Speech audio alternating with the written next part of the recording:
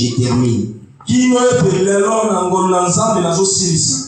Que le Seigneur vous bénisse richement. Qui bénisse ceux qui étaient là depuis le mercredi. Pour ceux qui n'étaient pas là, peut-être c'est une surprise pour eux de me voir. On doit toujours être à la maison de Dieu chaque fois qu'il y a réunion. Je crois que le pasteur vous a parlé de la nouvelle naissance. Et frère Madame dit qu'un chrétien qui est réellement né de nouveau, il ne sera pas tranquille lorsqu'il voit que les portes de l'église sont ouvertes et lui reste à la maison. Voir les portes de l'église ouvertes, en fait, signifie quoi? Est-ce que lorsque vous êtes au quartier Biroquet, vous allez voir les portes de l'église ouvertes? Vous n'allez pas voir, mais vous allez vous rendre compte, vous allez vous dire, aujourd'hui, le mercredi à 17h, nous avons quitté. D'habitude, nous avons quitté. Alors, si vous êtes né de nouveau, vous serez dans l'empressement d'aller à l'église. Et c'est ici que nous avons la paix. Quand nous arrivons ici, nous oublions toutes nos difficultés. Quand on chante, on est dans la joie. On oublie même qu'on est malade. Après, nous allons prononcer un mot de prière avant de lire la parole. Vous savez, il y avait un poète qui fuyait l'orage. Amen. Il fuyait l'orage, donc le tonnerre grondait. Et en fouillant l'orage, il est allé se cacher au-dessous du rocher. Mais pendant qu'il se cachait là au-dessous du rocher, il y avait aussi un oiseau qui fouillait l'orage comme lui. Il est allé se cacher dans la poche de sa veste. Mais pendant qu'il était là, il a vu un bout de papier sur lequel on avait écrit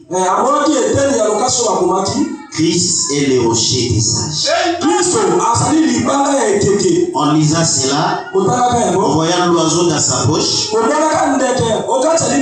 il était saisi de l'inspiration et il a composé ces chants. Rocher d'âge fondé pour moi, laisse-moi me cacher en toi. Nous allons fredonner cela avant de prononcer un mot de prière. Alors que nous avons la tête inclinée. Rocher d'âge, que tu es le rocher des âges. Ce poète Augustus Topladé avait raison de dire que tu es le rocher des âges. Et pendant qu'il fouillait l'orage, il était allé se cacher au-dessous du rocher. Et là, Seigneur, il était protégé de la tempête. Et là, Seigneur, la tempête ne pouvait pas l'ébranler parce qu'il se trouvait au-dessous du rocher. Et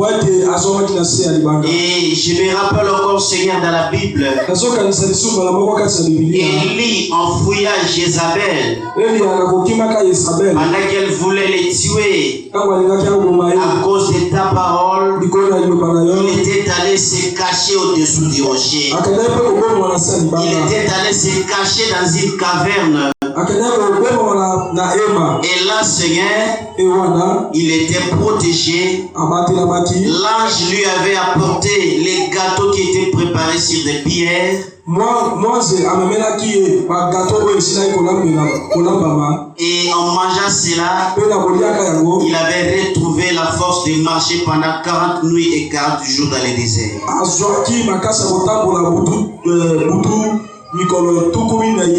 Et ce matin, Seigneur, reconnaissant que tu es un rocher des âges, nous venons nous cacher en toi. Nous venons cacher notre vie en toi. Nous venons cacher notre santé en toi. Nous cachons nos familles en toi. Nous cachons nos frères et sœurs en toi. Nous cachons notre pasteur en toi.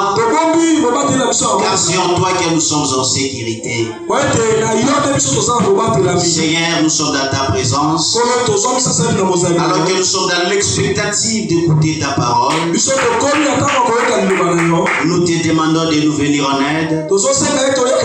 Prendre ce corps, l'utiliser afin qu'une parole sorte pour qu'une âme soit sauvée. Pardonne-nous tous nos manquements que nous affichons vis-à-vis de ta parole. Et regarde seulement le sang que tu avais versé sur la croix afin de nous racheter. Bénis chacun de nous. Bénis la lecture de la parole. Au nom du Seigneur Jésus-Christ, nous te le demandons ainsi. Amen. Amen. Alors, pendant que nous sommes debout, nous allons lire la Bible. Nous allons prendre le livre de Hérois.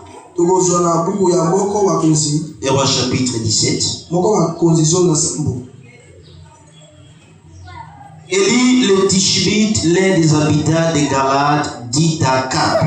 Élie le Tishbite, moko ya bafandi ya mboka ya Galade. Ya Galade alobina aka. L'Éternel, le Dieu d'Israël, dont je suis le serviteur, est vivant.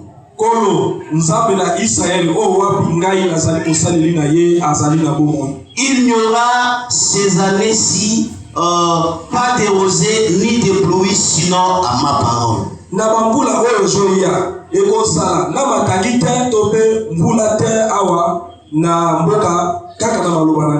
Puis la parole de l'Éternel fut adressée à Élie en ces mots.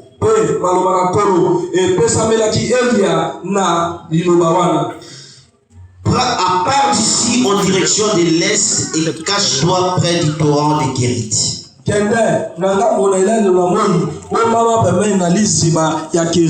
Qui se trouve en face du Jourdain. Tu boiras de l'eau du torrent. Et j'ai ordonné au corbeau de te nourrir là. Élie partit et se conformant à la parole de l'Éternel. Il alla s'installer près du torrent de Kérit.